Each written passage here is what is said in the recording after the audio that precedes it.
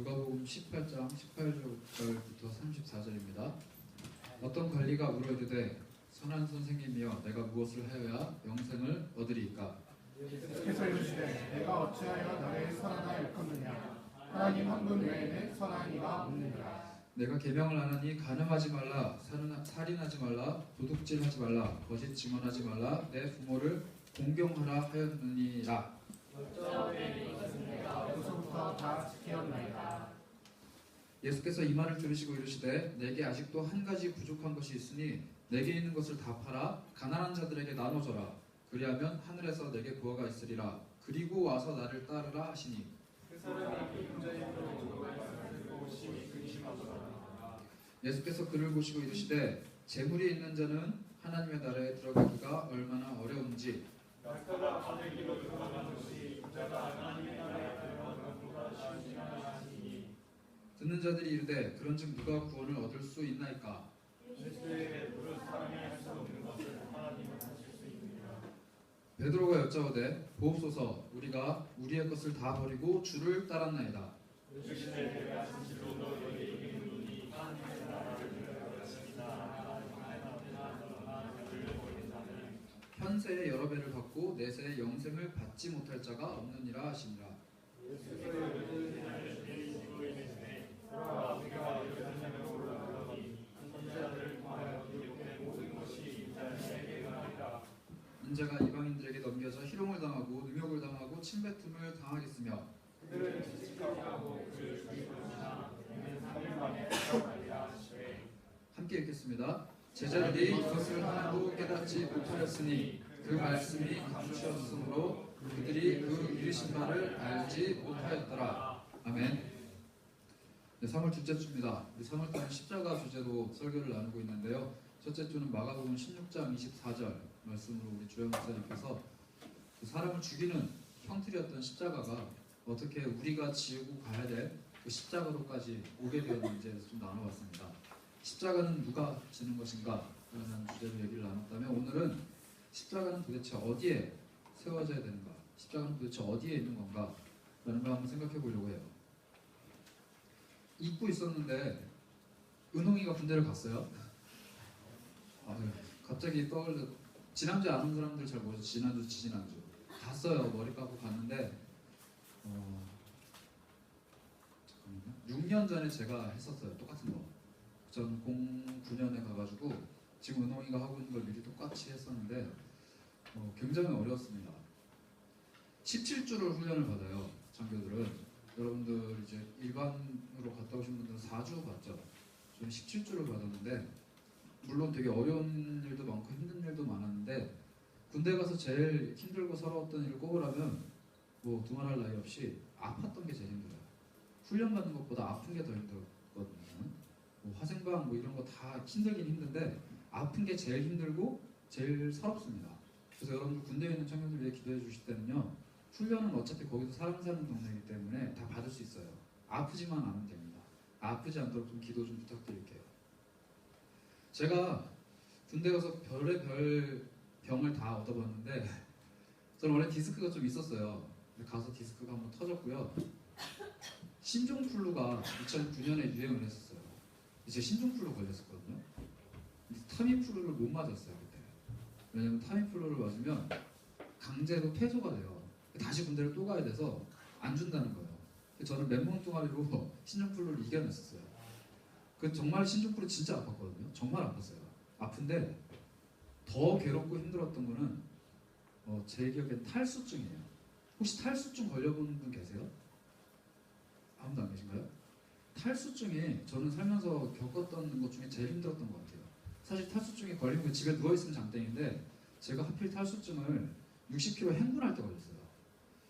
60km 행군이면은 저희가 유격이 끝나고 일주일 동안 유격이 끝나고 낮 2시에 출발을 해서 그 다음날 동틀 때쯤 해서 한 7시쯤 돌아오는 거예요. 그러니까 2시에 출발해서 밤 2시 지나서 그 다음날 아침 7시에 이제 돌아오는 건데 밤에 잠깐 1시간 정도 휴식을 해요. 대휴식이라고. 그런데 제가 물을 많이 먹는 성격인데다가 저희가 훈련받았던 데가 어디냐면요, 경상북도 영천이에요. 영천이 어딘지 혹시 아시는 분 계세요? 되게 작은 동네인데 영천이 유명하게 사과가 포도랑. 그 말은 뭐냐면요, 일조량이 되게 좋다는 거예요. 그 말은 뭐냐면 비가 잘 안 온다는 얘기고요. 그 말은 뭐냐면 여름에 굉장히 덥다는 얘기인데 저희가 여름에 행군을 했어요. 그래서 굉장히 덥고 힘들었는데 제가 그때 행군할 때 물을 수통으로 3병을 마셨어요. 수통 하나에 1.5리터 다는 안 들어가는데 거의 한 1리터 넘게 들어가거든요. 근데 그걸 마셨는데 마시는 건 문제가 안 돼요. 땀을 흘리면은 그 뭐죠? 나트륨이 같이 나오잖아요. 하얗게. 그게 문제인 거예요. 그러니까 몸에서 물이 들어가는 게 문제가 아니라 탈수증은 물이 나갔는데 나트륨이 채워지지가 않으면은 탈수증이 오기 시작합니다. 근데 나트륨은 몸에서 나가는데 나트륨이 흡수가 안 되는 거예요. 근데 저는 그걸 모르고 물을 계속 퍼마셨죠. 그리고 밤에 1시간 휴식할 때 저는 일부러 그런 것 같아요. 훈련하는 아저씨들이, 대리 아저씨들이 코스가 포도밭을 이렇게 돌게 돼 있어요. 근데 여러분 8월, 9월 달이거든요. 9월 달에 포도밭을 돌면은 8월 달이었나? 9월 달이었을 거예요. 9월 초. 포도밭을 돌면은 포도가 한참 익어서 딸 때잖아요. 와. 굉장히 향이 강하더라고요. 포도가 먹고 싶다, 포도 먹고 싶다, 포도 먹고 싶다를 거의 한 50분 동안 걸어다니면서 그 포도밭을 계속 돌거든요. 이렇게 그 60kg를 채워야 되기 때문에. 그래서 포도 먹고 싶다는 생각만 계속 하다가 그 대주식 때 포도를 주는 거예요. 그런데 군대가 그렇게 호락호락한 곳이 아닌데 포도를 좀 분에 넘치게 많이 주는 거예요. 남는다고 그냥 먹으라고 막 갖다 먹으라고 하는 거예요. 그래서 저희는 처음에 힘들어서 그런 줄 알았는데 나중에 보니까 일부러 그런 거였어요. 깨달으라고. 식판 하나에 밥그릇, 국그릇, 조그만 종이 이렇게 3개 있잖아요. 거기에다 포도를 부어가지고 가득 채워서 그걸 다 먹었어요. 1시간 동안. 너무 목이 마르고 힘드니까. 그런데 그거를 먹고 이제 걷기 시작하니까 몸이 미치는 거예요. 뱃속에는 그 닭죽이랑 포도랑 잔뜩 이렇게 엉켜 있고 화장실은 못 가고 땀은 나고 물은 계속 먹히고 그 상태로 밤 1시부터 아침 7시까지 오는데 그 6시간이 정말 괴로웠어요. 일단 탈수증이 오면요 계속 앞이 노래요. 밤인데 노래요. 밤인데 계속 놀았고 땀이 너무 많이 나고 입이 계속 마르고 그러는데 그 탈수증 증세가 그 다음 날까지 가더라고요. 그 이틀을 가는 거예요. 그래서 굉장히 고생했던 경험이 있습니다. 그래서 그때 저는 신종플루보다 탈수증이 정말 괴로웠어요. 그래서 군생활하면서 탈수증 하나만큼은 진짜 안 겪고 싶다 했던 병 중에 하나예요. 그런데 탈수증의 가장 큰 증상은 그거예요. 물을 마시는데 마시고 싶어요. 입안에 물을 제가 계속 마시면 안 되는 거 머리로는 알고 있으니까 입에다 머금고 있어요. 조금씩 마시는데 물을 마시는데 마시고 싶어요. 마시는데 또 마시고 싶어요. 방금 마셨는데 계속 마시고 싶어요. 그냥 내 몸에 어디론가 빠져나가는지 모르는데 물이 계속 땡기는 거예요. 근데 머리로는 이 물을 계속 먹으면 이 탈수증 증세가 심해지는 걸 알아요. 그런데 먹어요. 참을 수가 없어요. 참으면 죽을 것 같아요. 그래서 먹어요. 먹으면 더 아파요. 이게 탈수증이에요. 오늘 여기 등장하는 부자가요. 약간 영적인 탈수증에 걸린 것 같아요. 그리고 오늘 적지 않은 청년들이 탈수증에 시달리고 있는 것 같아요. 뭐냐면요. 이 부자가 와서 말한 게 그거예요. 우리 18절 한번 봅시다. 어떤 관리가 왔는데요. 이 사람은 부자예요. 매우 부자이고 공무원이죠. 철학통. 한 7급, 6급? 모르겠어요. 하여튼 관리예요. 이 사람이 왔는데 예수님한테 이렇게 얘기해요. 선한 선생님이요. 내가 무엇을 해야 영생을 얻을 수 있습니까? 영원히 사는 생명, 하나님 나라에 들어가는 것, 쉽게 말하면 천국을 어떻게 하면 갈 수 있습니까? 라고 물어보는 거예요. 여러분, 이 사람이 정말 몰라서 물어본 건 아닌 것 같아요. 왜냐하면 예수님이 대답을 하셨거든요. 네가 왜 나한테 그렇게 얘기하냐? 하나님이 분명히 말씀하셨지 않냐? 가늠하지 말아라, 살인하지 말라, 도둑질하지 말라, 거짓말하지 마라, 내 부모를 공경해라. 이런 것들을 지키면, 그러니까 계명을 지키면 하나님 나라에 들어가고 영생을 얻고 천국에 들어갈 수 있는 것 너가 알지 않느냐라고 질문했을 때 이 사람이 뭐라고 대답했나요? 우리 21절 한번 볼까요? 21절 읽겠습니다. 다 같이 시작. 여쭤오되 이것은 내가 어려서부터 다 지키었나이다. 틀린 부분 그렇게 크게 읽지 마요. 여짜오되 이것은 내가 어려서부터 다 지켰나이다. 이 사람은요 어렸을 때부터 교회 다니는 애예요. 교회가 아니죠. 성전 회당에서 교육을 받았던 친구예요. 나이가 몇 살인지는 모르겠지만 이 사람이 내가 어렸을 때부터 알았다라고 했던 거 보니까 어린 나이는 아닌 것 같아요. 이 사람이 얘기해요. 어렸을 때부터 내가 이거 다 지켰습니다. 자, 제가 지금 여러분들께 여러분 성경에 나온 이야기들을 다 지키면서 살았어요? 라고 물어봤을 때 저 어렸을 때부터 다 지켰어요. 틀린 거 하나도 없어요. 라고 당당하게 말할 수 있을 만큼 높은 도덕적인 수준과 종교심을 가진 분들이 계실지 모르겠지만 저는 안 돼요. 이거 굉장한 고백이거든요. 어떻게 보면 되게 교만하다고 할 수도 있는데 얘 뭐 이렇게 재수없어 라고 말할 수 있는데 이 사람이 이렇게 말하기까지 이 사람이 어렸을 때부터 지금 예수님한테 와서 이 질문을 하기까지 이 사람이 얼마나 많은 부단한 노력을 했는지 이게 보여주는 거예요. 당당하게 얘기할 수 있는 거죠. 심지어 예수님 앞에서 나 이거 다 지켰는데 나 이대로 다 살았는데 영생 얻을 수 있습니까? 라는 질문이죠. 그런데 한 번만 더 생각해 보면요. 굉장히 당당한데 굉장히 불안한 질문이에요. 이걸 다 지켰는데도 영생을 얻는 것, 그러니까 천국에 가는 게 불안한 거예요. 확실하지가 않은 거예요. 내가 이걸 다 지켜왔는데 지금 평생 동안 내가 아는 한도 내에서는 내가 완벽하게 퍼펙트하게 살아왔는데 나 천국 갈 수 있나? 라는 질문을 스스로 하는 겁니다. 결국 그 부자 관리는요. 바리새인들이 지금 죽이려고 작당 모의를 하는 예수님께 찾아와서 그걸 물어봐요. 바리새인들이 저건 나사렛 이단이다. 저 사람 지금 하나님의 아들이라고 사기치고 다닌다라고 정죄했던 예수님한테까지 찾아와서 물어봐요. 내가 천국 갈 수 있습니까? 라고. 여러분 이 질문이 지금 주일 예배에 나와 있는 저와 여러분들에게 혹시라도 있습니까? 여기 모태신앙인 분들, 특히 지금 봉사 열심히 하시는 분들, 특히 말씀 읽기에 힘을 쏟고 기도하며 자신을 정진하기에 힘쓰는 분들, 이 질문 해보셨나요?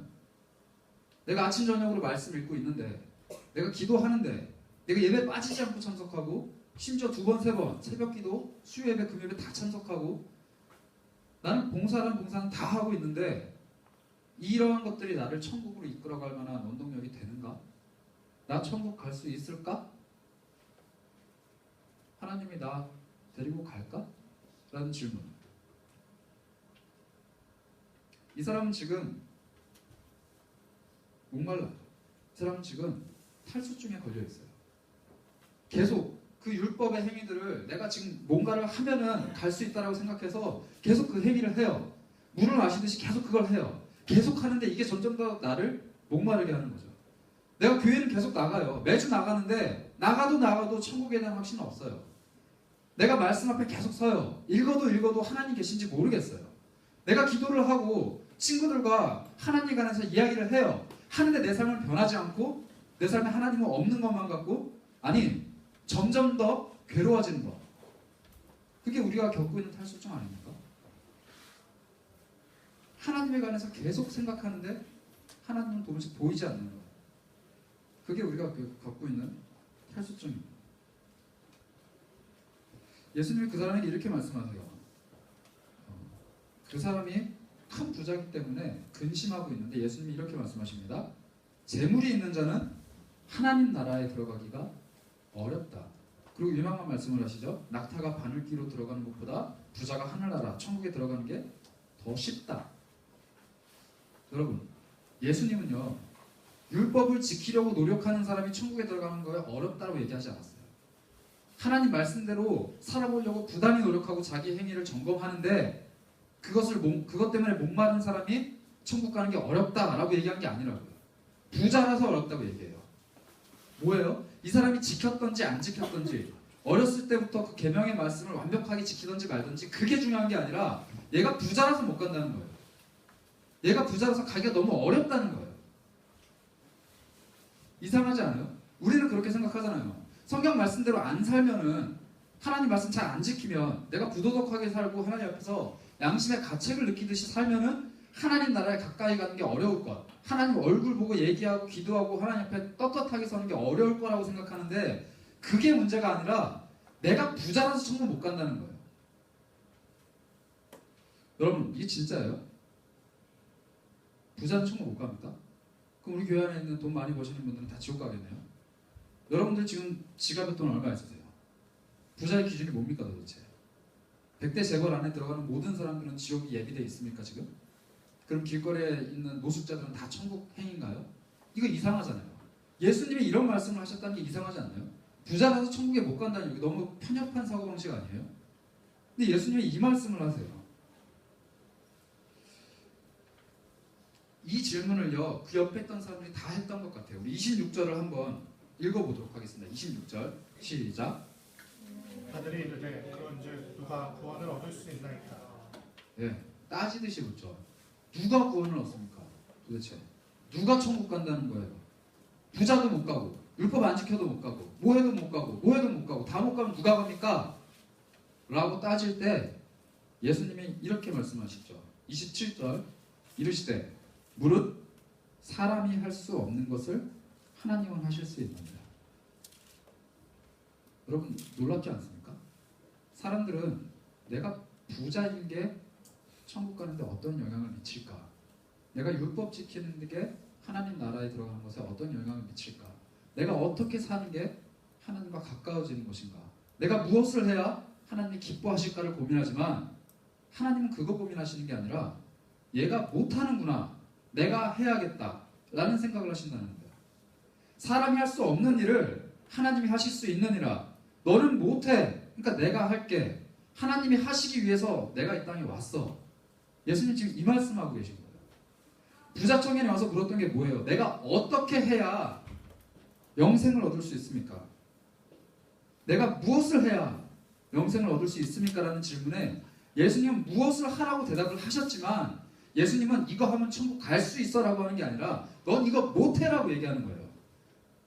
너는 부자지만 네가 이거를 내어놓고 하나님 앞에서 가난한 사람들 도와주고 천국 갈 수 있어. 그거 해라고 얘기하는 게 아니라 너는 그거 못해라고 얘기하는 거라고요. 여러분들은 교회를 아무리 다녀도 하나님 앞에서 합당한 사람이 못 돼요. 저도 마찬가지고요. 우리가 아무리 내 것을 하나님 앞에 내어놓는다고, 나 이거 다 포기했다고, 내 인생은 하나님 거라고 백날 얘기해봤자 못해요. 예수님 지금 그거 말씀하고 계신 거예요. 너는 못해. 내가 지금 말하는 거 이거 하나도 못하잖아. 내가 더 말해볼까? 너 할 수 있겠어? 할 수 있겠어? 계속 물어보시는 거예요. 못해요. 예수님의 결론은 이겁니다. 사람 못해. 하나님 할 수 있어. 베드로가 이야기합니다. 베드로 28절에 보시면요, 베드로가 이렇게 얘기해요. 베드로가 여짜오되 보옵소서 우리가 우리의 것을 다 버리고 주를 따랐나이다. 더럽게 눈치가 없어요. 지금 예수님이 27절에 사람은 못한다, 하나님이 할 수 있는 거야 라고 분명히 말씀하셨는데 베드로가 다시 한번 태클을 걸고 이야기합니다. 예수님 보십시오. 우리는 우리 거 다 버리고 지금 예수님 따라가고 있습니다. 그런데 그런 우리한테도 못한다고 말씀하십니까? 라는 거예요. 근데 베드로는 이 얘기할 자격이 좀 있어요. 왜냐하면 베드로 처음 부름 심 받았을 때 여러분들 기억하실지 모르겠지만 베드로가 형제들이랑 그 그물을 던지고 있을 때 예수님이 뭐라고 말씀하시죠? 내가 너를 강태공으로 만들겠다. 컴온 이렇게 해갖고 가져. 사람 낚는 어부로 만들겠다고 가요. 그때 아버지 배 뭐 다 버리고 가잖아요. 그게 베드로예요. 베드로는 자기 거 다 버리고 예수님 쫓아갔어요. 이 사람은 이런 말 할 자격이 돼요. 그래서 물어보는 겁니다. 보십시오 주님, 우리가 우리 거 다 버리고 주를 따라갔잖아요. 근데 이거 지금 인정 안 하시는 겁니까?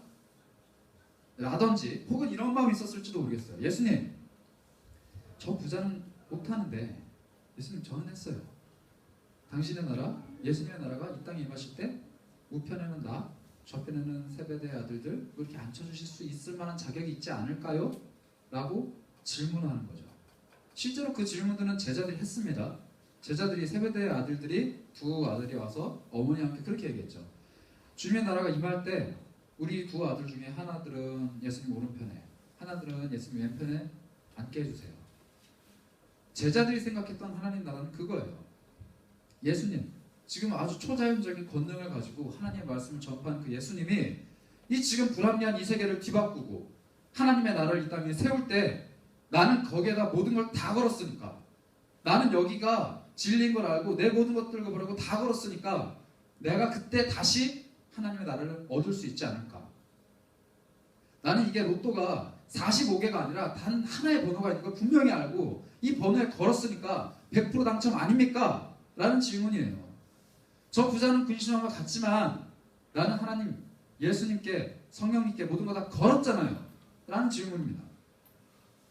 예수님이 칭찬 아닌 칭찬을 하십니다. 우리 29절, 30절 한번 읽어볼까요? 29절과 30절입니다. 시작. 이르시되 내가 진실로 너에게 이르노니 하나님의 나라를 위하여 집이나 아내나 형제나 부모나 자녀를 버린 자는 현세에 여러 배를 받고 내세 영생을 받지 못할 자가 없느니라 하시니라. 네, 얼핏 보면 베드로를 인정해 주는 것 같아요. 그렇죠? 그래, 하나님 나라를 위해서 뭐 형제나 자녀나 부모나 뭐다 버리면은 지금 이 땅에서 여러 배 받고 다시 이제 천국 가서 영생을 받지 못할 수가 없어. 무조건 받을 거야라고 얘기하는 것 같은데 잘 보세요. 29절입니다. 이르시되 내가 진실로 너에게 이르노니 하나님 나라를 위하여요. 위하여. 그냥 버리는 게 아니에요. 하나님 나라를 위해서 버려야 된다는 거예요. 그런데 지금 베드로가 그리고 이 부자 관리가 버린다라고 생각했을 때 하나님 나라를 위하여 버리는 겁니까? 아니면 자기를 위하여 버리는 겁니까? 나중에 다가올 더 큰 것을 위해 지금 내 손에 있는 작은 것을 버리는 겁니까? 그런 얘기 있잖아요. 애기들한테 마시멜로 2개 줄 테니까 지금 1개 나 줄래? 하면은 1개 준다는 거. 어른들은 안 준다는 거. 뭐 이런 거예요 지금. 너 지금 나한테 100만 원 맡기면 내가 원금에 이자까지 쳐서 3천만 원 갚아줄게. 다단계예요 지금 이게. 베드로 그 마음 아닙니까? 부자 청년 거기에 확신 없으니까 그냥 간 거 아니에요? 부자 관리 예수님 말씀대로 했을 때 내가 내 재산 다 팔아갖고 좋은 사람, 가난한 사람들에게 나눠줬을 때 이 예수님 쫓아갔을 때 내 재산보다 더 큰 게 다가올 만한 확신이 없으니까 그냥 가는 거 아닙니까? 예수님 주식 부자는 거예요? 아니잖아요. 베드로는 거기에다가 자기 인생 건 거고 부자 관리는 못 믿으니까 안 건 거잖아요. 뭐에다 건 거예요? 하나님 나라를 위해서 건 겁니까? 아니에요. 그런데 예수님 분명히 말씀하십니다. 하나님 나라를 위해서 건 사람들은 반드시 보상받는다는 거예요. 그런데요 제자들이 잘 못 알아들은 것 같아요. 그래서 예수님이 다시 한번 말씀하십니다. 31절을 보시면요 예수님이 12제자를 데리고 따로 말씀하세요. 우리 31절을 한번 읽어보도록 하겠습니다. 31절입니다. 시작. 그래서 12제자를 데리시고 이르시되 보라 우리 각각 예루살렘으로 올라가노니 선지자들을 통하여 기록된 모든 것이 인자에게 임하리라. 선지자들이 예언했던 것들이 인자, 그러니까 예수님한테 응할 것이다 라고 이제 말씀을 하기 시작하세요. 지금까지 예수님은 제자들에게 내가 죽을 거야, 나는 서기관과 바리새인들한테 잡혀서 죽을 거야 라고 몇 번 말씀하셨어요. 그런데 아주 구체적으로 아주 적나라하게 본인이 어떻게 돌아가실지에 대해서 이야기하십니다. 제가 읽어볼게요. 32절입니다. 인자가, 예수님이죠, 이방인들한테 넘겨져서 희롱을 당하고 능욕도 당하고 침뱉음도 당하고 그들이 채찍질하고 그를 죽일 것이다. 그러나 그는 3일 만에 살아날 것이다. 이거 얼마나 정확해요. 예수님 앞으로 일어날 일에 대해서 정확하게 얘기하시잖아요. 내가 어떻게 죽을 건데 나 다시 살아날 거야 까지 말씀하셨어요. 그런데 34절을 한번 읽어봅시다. 34절 읽어볼까요? 시작. 제자들이 이것을 하나도 깨닫지 못하였으니 그 말씀이 감추었으므로 그들이 그 이르신 말을 알지 못하였더라. 제자들이요, 그 12제자가 단 한 명도 이것을 하나도 깨닫지 못했다고요. 단 하나도. 이게 어려워요? 자, 읽어볼게요. 이방인들한테 넘겨져서 희롱을 당할 거야. 능욕도 당할 거야. 그 사람들이 나한테 침도 뱉을 거야. 채찍질도 하고 나를 죽일 거야. 근데 나는 3일 만에 살아날 거야. 이게 어려워요? 근데 하나도 이해를 못했다 그래요. 알아듣지 못했다 그래요. 하나도 깨닫지 못했다 그래요. 여러분 놀랍지 않습니까? 이 제자들이 지금 3년 가까이 예수님이랑 쫓아다녔고 이제 예수님이 예루살렘 가시는 길이거든요. 돌아가시러 가시는 길이에요. 이제 한 달도 채 안 남았어요. 그때까지 이르렀는데 제자들이 이해를 못해요. 깨닫지를 못해요. 제가 아까 베드로가 우리 다 버렸습니다라고 했을 때 그 뻥이라 그랬죠. 여기서 드러나는 거예요. 이거 이해했어야죠. 하나님 나라 위해서 자기 거를 다 버렸다고 하는 사람이라면 이 말씀 분명히 이해하죠. 근데 이해를 못해요. 왜냐하면 그들의 머릿속에는 예수님이 죽으면 안 되거든요. 예수님 십자가에 달면 안 되는 거예요. 예수님은 십자가를 지시는 분이 아니라 자기를 죽이려고 하는 그 사람들을 다 물리치고 지금 로마의 압제, 식민지 하에 있는데 그 로마도 이기고 이 땅에 하나님의 나라, 거룩한 군대를 세우고 하나님의 위대한 왕국을 이뤄낼 왕이어야 되는 그런 분인데 십자가에 달려 죽는다니 말이 안 되는 거예요. 십자가가 없어야 되는 거예요. 이해가 안 되고 깨닫지를 못하는 거예요. 내가 원하는 결과가 아니니까 받아들일 수가 없는 거예요. 예수님 말씀하시는데도. 이게 제자들의 모습이었어요. 예수님이요, 아까 그 부자 엘리에게 이 말씀을 하십니다. 22절을 잠깐 돌아가 보실까요? 한 가지 부족한 게 있어. 네가 가지고 있는 다 팔아서 가난한 자들에게 나눠줘. 그러면 하늘에서 너한테 보화가 있을 거야. 중요합니다. 그리고 와서 나를 따라. 나랑 가자. 너 내 제자 되자. 나랑 같이 예루살렘 가자. 이거예요. 여러분 지금 예수님이 예루살렘에 죽으러 간다 그랬잖아요. 예수님이 다른 그 누구에게도 잘 안 하셨던 말씀이에요.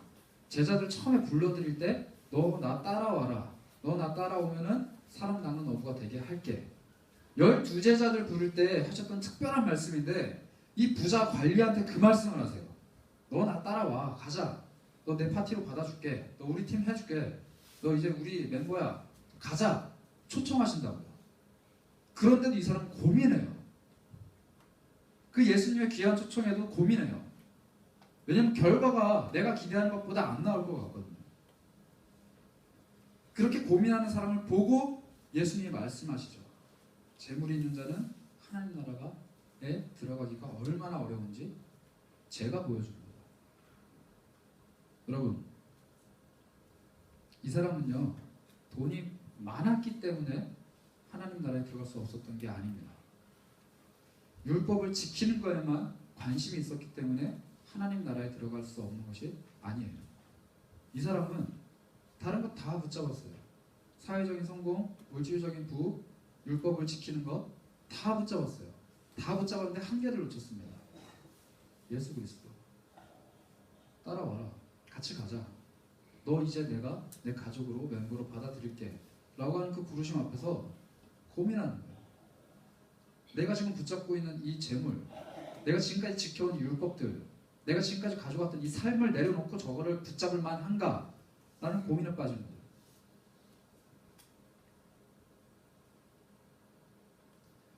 저희가 지난주부터 마가복음 제자반을 시작했어요. 해볼까? 혹은 너 해야 돼 라고 해서 잠깐 왔다가 처음 시작할 때 이렇게 합니다. 어려울 겁니다. 라는 얘기를 듣고 돌아간 한 반 이상 되는 청년들은 알 거예요. 굉장히 빡세게 돌리는구나. 마가복음 제자반 괜히 했다가 죽을 뻔했다 뭐 이런 거. 좀 많이 귀찮게 하는구나 라는 거. 오늘 첫 과제표를 받아봤습니다. 오전 반. 처참해요. 한 반 해오셨어요. 근데 저는 그렇게 될 걸 알고 있었습니다. 왜냐면 제가 10년 전에 그렇게 했었거든요. 처음 제자반 시작할 때 그렇게 얘기했어요. 제가 내드리는 과제 그리고 여러분들이 해야 되는 말씀 묵상 및 기도, 자기 점검들 그 중에 70% 이상 해도 굉장한 거고 반 하면 진짜 잘하는 거고 탈락 안 하면 대단한 거예요. 지금도 그렇게 여러분들에게 말씀을 드리고 있어요. 마가복음 제자반 하시는 분들 쉽지 않은 거를 요구해요. 제가요. 그런데 저는 마가복음 제자반 통과하면은 여러분들한테 무슨 부귀영화가 돌아갑니까? 라이센스가 나와서 지갑에 넣고 다니면서 사람한테 보여주면서 나는 마가복음 제자반을 통과했어 이렇게 하는 거 아니잖아요. 운전면허는 따면 운전이라도 할 수 있지 마가복음 제자반을 딴다고 해서 다른 사람들에게 마가복음을 가르쳐줄 수 있는 것도 아니잖아요. 제자가 되는 것도 아니잖아요. 예수님 뿅 나타나고 너 나와 이러면 세 번째, 네 번째 제자가 됩니까? 아니에요. 그냥 하는 거예요. 그런데 그 과정을 이수하기 위해서 굉장히 어려워요. 그럼 예수님의 제자가 된다는 것, 그리고 구원을 받는다는 것, 거기에 나의 결단과 헌신과 내 노력이 조금도 가미되지 않아요. 그런데 가미가 돼요. 이게 무슨 말이냐면요. 예수님이 우리에게 찾아오세요. 너 나를 따라라 라고 말했을 때 그 예수님의 음성을 듣기까지 예수님이 여러분들을 처음 교회로 불러 나오게까지 하시는 그 과정 중에서 여러분과 제가 한 일이 아무것도 없다고요. 내가 뭐 착해서 교회에 나와서 예수님 믿고 천국 가는 줄 알아요? 내가 뭘 잘해서 예수님이 나를 불러일으키시는 줄 아십니까? 아니에요. 없어요. 아무것도. 우리의 공로가 없다고요. 내가 잘 살고 있어서 내가 잘 하고 있어서 하늘에 있는 신이라는 존재가 나를 보고 아, 쟤 좀 괜찮네 싶어서 너 교회로 와라 하고 주변 사람들 이렇게 하고 교회 오면은 내가 너 구원할게 라고 가르쳐 주는 거, 이거 기독교 아니에요. 이유는 알 수 없지만 하나님이 우리를 사랑하시기 때문에, 그게 이유 하나예요. 이유는 알 수 없는데 사랑하시는 게 이유예요. 그냥 우리를 불러와서 교회에다 앉혀놓고 내가 너 택했으니까 너는 나를 믿어, 내가 너를 불렀으니까 너는 내 제자 해, 내가 너를 사랑하니까 그냥 너도 나를 사랑해 라고 말씀하시는 거라고요. 근데 우리는 그 부르심 앞에서 경우의 수를 따집니다. 알파고 같이. 저는 알파고 보면서 떨리더라고요. 좀. 여러분 알파고 어땠어요? 와, 구글 역시 천조국. 한국과 중국과 일본 바둑의 강국들인데 이 나라가, 세 나라가 10년 동안 프로그램을 개발을 했는데 못한 일을 구글이 1년 만에 했어요. 프로 기사를 이긴 거. 구단이 아니라 프로 기사를 이기는 거. 대단하죠. 사람이 참 대단합니다. 그걸 개발한 것도 대단해요. 근데 저는 진짜 떨렸던 게 뭐냐면, 사람이 개발한 거를 사람이 못 이겨요. 경우의 수요. 근데 여러분 정말 웃긴 게 뭔지 아세요? 우리가 하나님 앞에서 경우의 수 따지고 있는 거예요. 내가 지금 이거 하면, 내가 지금 여기에 헌신하면, 내가 지금 이 교회에서 요구하는, 또 청년부가 요구하는, 하나님이 요구한다라는 명목하에 나한테 이야기하는 이런 것들을 내가 좀 따라가 주면, 아니 내 마음속에 찾아드는 이 양심의 소리에 응답을 좀 하면, 말씀을 읽다가 들어오는 말씀들에 좀 순종하면 하나님이 나에게 어떤 주사위를 던지실까?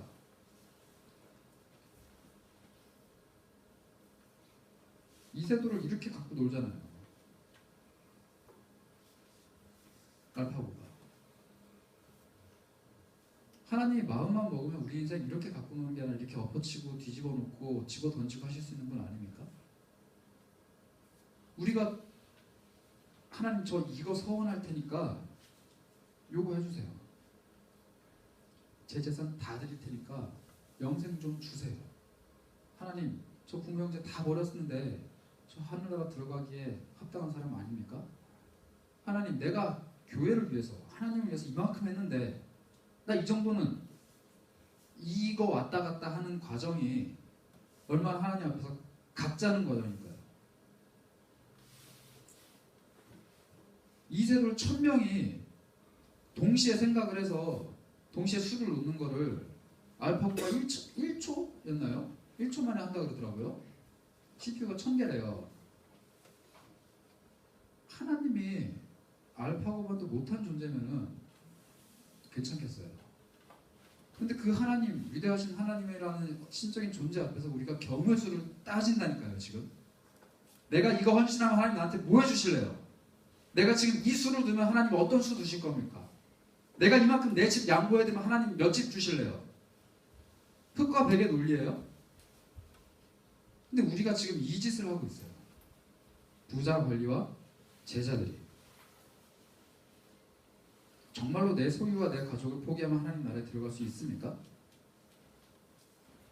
하나님이 우리한테 하나님의 가족으로 초청하실 때 정말 우리한테 전 재산 내려놓으라고 요구하시던가요?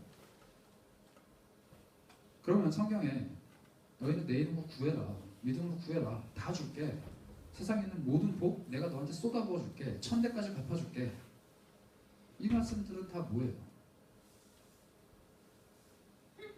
말씀대로 살았더니 부자가 됐다, 다 지옥 가야 되는 건가요?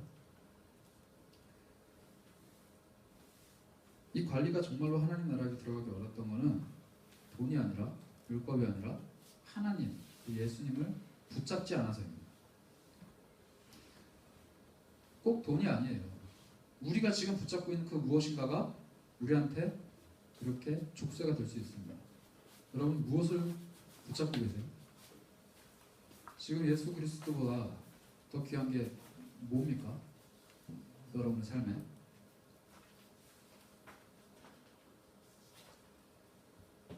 어제 제가 잠을 많이 못 잤어요. 얼굴에서 보이실 텐데 아침에 깜빡하고 수염도 안 깎았어요. 그래가지고 출근해서 알아서 오늘 새벽기도 설교였거든요. 도저히 연도를 할 수가 없었습니다. 굉장히 초췌한 얼굴로 아침에 새벽기도를 하는데 하나님 그렇게 말씀하시는 것만 같았어요. 말씀하신 건 아니고, 말씀하셨다고 좀 신비주의 같으니까 말씀하신 것만 같았어요. 제가 요한복음에 이거랑 비슷한 본문이에요. 근데 거기에는 니고데모가 나오거든요. 니고데모 맞나? 부자청년 니고데모 맞죠? 요한복음 본문으로 설교를 다 썼어요. 여기. 다 준비했는데 이게 오늘 새벽기도 본문이에요. 사실 이게 바로 뒷장이. 근데 이 말씀을 읽으려고 읽은 게 아니라 새벽기도를 준비하면서 그 앞부분을 읽었는데 오늘 본문이 나온 거예요. 근데 새벽에 그 부자 청년, 요한복음에 나오는 부자 청년이 아니라 이 누가복음에 나오는 부자 관리의 모습을 저에게 계속 묵상하게 하시면서 하나님 저에게 이런 질문을 하시는 것 같았어요. 야 송선재야, 네가 신학교를 다니고 이제 앞으로 목사가 되겠다고 했는데 한 개만 물어보자 라고 말씀하시는 것 같았어요. 한 개를 물어보시는 것 같았는데 너 지금 여기서 공부하는 거 그만두고 다른 거 하라고 하면 할래? 라고 물어보시는 것 같았어요. 제가 2004학번이거든요. 고학력자예요. 예고자 써서 고학력자인데 제가 10년 넘게 지금 공부를 하고 있는데 물론 10년 다 공부를 한 건 아니지만 그 긴 기간 동안 저는 한 전공만 팠어요. 신학. 여러분 한 전공으로 한 직종에서 계속 공부하면서 대학원까지 진학해서 지금 대학원 졸업반이에요. 그런데 그거 갈아치우고 다른 거 하라고 하시겠어요? 심지어 취직도 했는데 쉽지 않은 일이죠. 더군다나 저 같은 사람은 특수 직종이기 때문에 뭐 하겠어요 나와서. 제가 회사를 가겠습니까? 뭘 하겠습니까? 알바도 못하는 나이인데 덜컥 겁이 나더라고요. 덜컥. 제 평상시에 그런 얘기 되게 많이 해요. 교회에서 뭔가를 할 때 좀 믿음으로 이거는 추진해봐야겠다, 한번 달려봐야겠다, 한번 도전해봐야겠다라고 했을 때 입버릇처럼 하는 말이 하지 말라면 안 하면 되지 뭐, 하나님이 하라면 하고 말라면 말고 굶으라면 굶으면 되지 뭐, 이렇게 얘기해요. 그런데 하나님이 너가 이거 하지 말라고 했을 때 전제는 뭐예요? 나는 계속 지금 이거를 하면서 내가 하는 일들만 생각했는데 이 본질을 하나님이 딱 질문하시니까 할 말이 없는 거예요. 너 목사하지 말라면 할래? 답을 못했어요. 근데 또 다른 질문이 다가오고요. 야, 네가 하나님 위해서 목숨을 내놓을 수 있겠지? 라고 얘기하신 것 같았어요. 저는 있다라고 대답하고 싶은데 좀 겁이 났어요. 그런데 뭐라고 말씀하셨냐면, 야, 네가 매일은 아니지만 새벽기도 때마다 주로 꺼내고 얘기하는 그 청년부, 내가 청년부를 네한테 너의 손에 줬는데 네가 그 청년부를 위해서 죽으라고 죽겠니라고 했을 때 저 1초도 고민 안 하고 못해요라고 대답했어요. 여러분들은 이 청년부를 위해 죽으실 생각이 없죠? 있으면 이상한 거예요. 없어야 돼요. 여러분들 생각 소중합니다. 근데 저는 저 입장이 다르잖아요. 너 1청년부 위해서 죽으라고 죽을래? 그때 저는 없었어요. 그 생각 전혀 없었어요. 아니요가 아니라 못해요. 그런데 그 말을 하고 나서 굉장한 후회와 죄책감과 말도 안 되는 감정들이 밀려들더라고요. 저는요 새벽기도 때마다 여러분들 이름 불러가면서 기도하면은 굉장한 헌신을 하는 줄 알았어요. 저는 기도할 때마다 청년들을 놓고 눈물 지으면 굉장한 마음을 쏟는 거라고 생각했어요. 제가 여러분들한테 평상시에 아주 차갑게 그리고 아주 거칠게 대하지만 마음속으로는 여러분들 상황 하나하나를 놓고 생각하면서 돌보고 있는 것 같은 기분이 들 때면 저는 여러분들을 사랑하는 줄 알았어요. 그런데 완전 반대예요. 나는 하나님 앞에 그걸 보여주고 싶었던 거예요. 하나님 내가 기도하잖아요.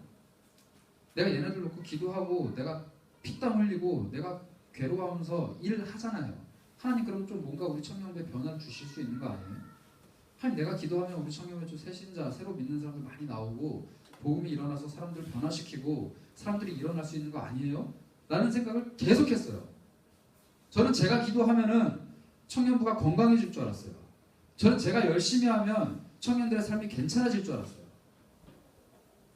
이거 저 하나님이랑 수놀이하고 있던 거더라고요.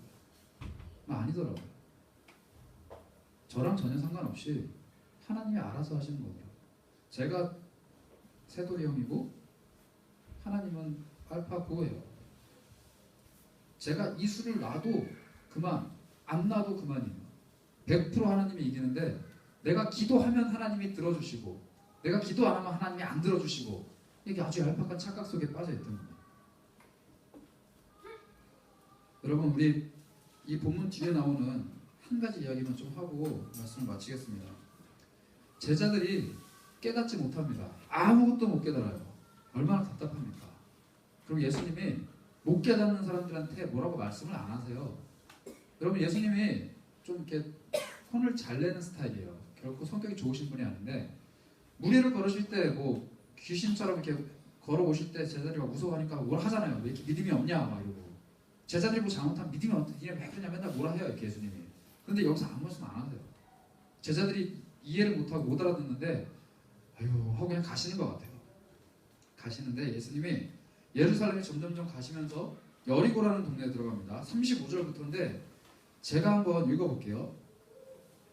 여리고에 가까이 가셨을 때 한 맹인, 그러니까 눈이 안 보이시는 분이죠. 그분이 길가에 앉아서 구걸을 하다가 무리가 웅성웅성하는 무리가 지나감을 듣고 이게 무슨 일입니까? 라고 물어봤어요.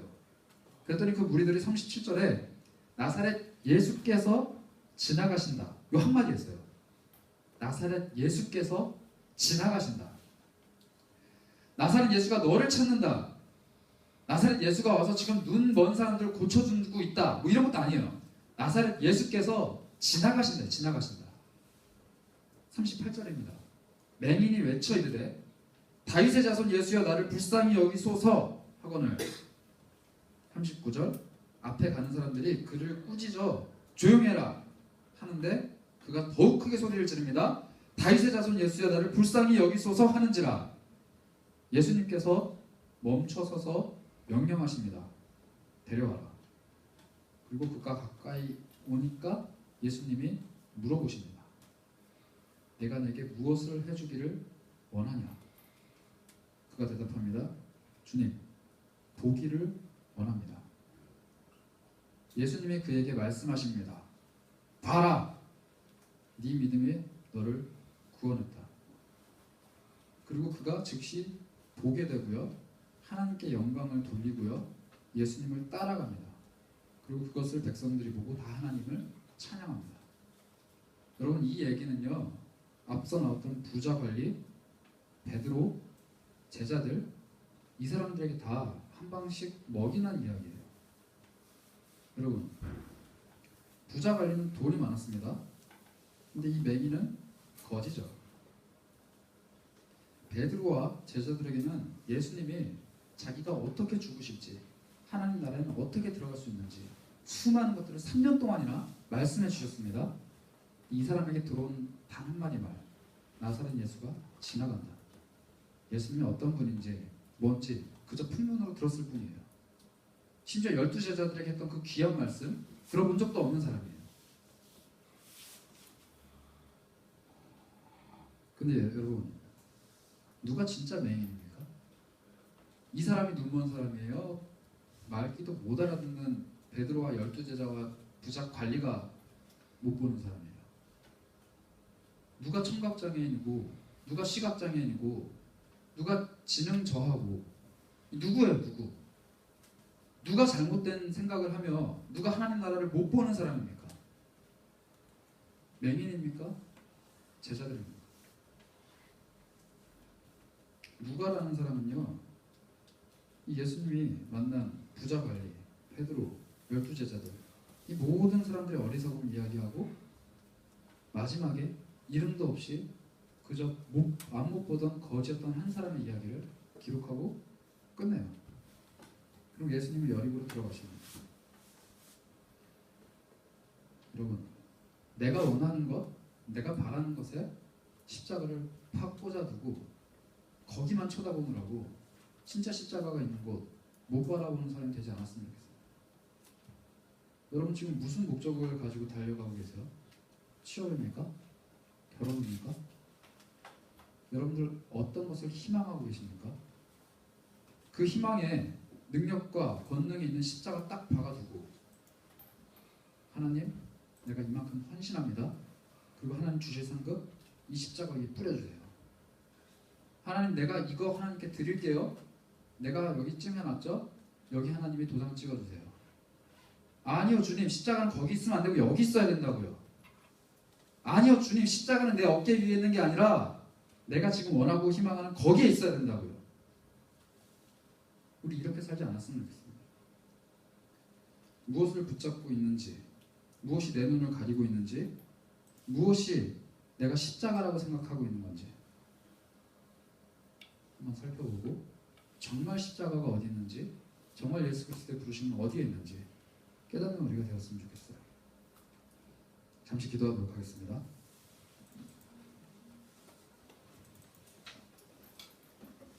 지금 잠시 묵상으로 가서 기도했으면 좋겠는데요. 우리 잠잠히 한번 삶을 돌이켜봅시다. 제가 고백한 대로요, 착각 속에 빠져 살았던 것 같아요. 나는 하나님 앞에 헌신하고 있구나. 헌신이라는 단어까지는 좀 그렇지만 나는 열심히 노력하고 있구나. 나는 그래도 하나님 보시기에 좋은 일들을 하려고 좀 힘을 쓰고 있고 애를 쓰고 있구나. 이쯤 되면은 하나님이 조금 돌봐주실 만하지. 이쯤 되면 하나님의 나라를 보여주실 만하지. 내가 부모 형제 자녀를 버리고 주를 쫓았는데 나 하나님 나라에 들어갈 만하지. 우리 이런 전제들, 내가 스스로 세웠던 이 전제들을 좀 지웠으면 좋겠어요. 이 시간에 다시 한번 생각해 봅시다. 내가 그걸 했기 때문에 하나님이 나를 사랑하시는 거예요. 2000년 전에 죽었던 예수 그리스도의 십자가가 오늘 지금 내가 하고 있는 이 행위를 기대하고 십자가를 지신 겁니까? 아니면 내가 비록 그 행위를 하지 못할지라도, 내가 능력이 없고 힘이 없고 내가 연약해서 지금 맹인처럼 쓰러져서 길거리에서 구걸을 하는 존재일지라도 나를 사랑하시기 때문에 십자가가 세워지고 거기서 보혈이 흘러내린 겁니까? 우리가 무엇을 했기 때문에 하나님이 사랑하시나요? 아니면 아무것도 안 해도 하나님이 나를 사랑해 주시나요? 잠시 묵상으로 기도하도록 하겠습니다.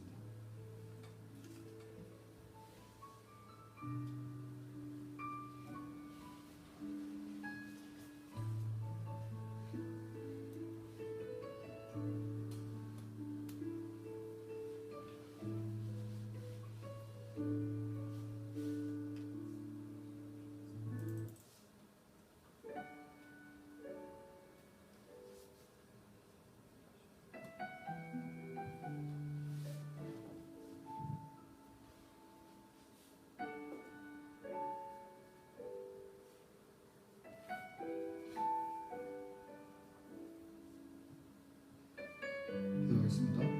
하나님, 우리의 얄팍한 수노름에 놀아나지 않는 하나님이시지만 또 우리의 그 얄팍한 수노름에 합을 맞춰주시고 우리가 드리는 것만큼, 아니 그 이상으로 우리에게 갚아주시는 하나님의 그 선물을 우리가 오해하지 않았으면 좋겠습니다. 우리 헌신을 기뻐하시고 우리가 드리는 것 기쁘게 받아